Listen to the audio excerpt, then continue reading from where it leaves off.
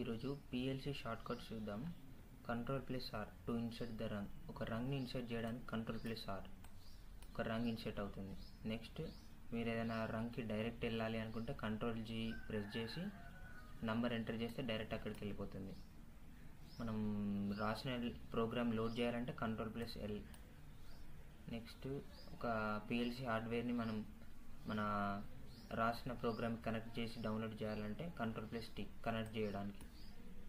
Ctrl+S save the program. ప్రోగ్రామ్ని print చేయడానికి Ctrl+P.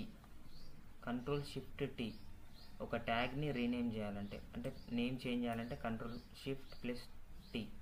Ctrl+Shift+P అంటే మనం ఆ ఉన్న ట్యాగ్ అడ్రస్ని ఎడిట్ చేయడానికి.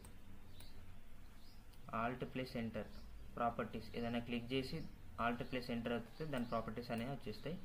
Windows+Shift+S అంటే స్క్రీన్ షాట్, ఇది మనకు తెలిసిందే. ఇవి PLC short cuts, basic short cuts.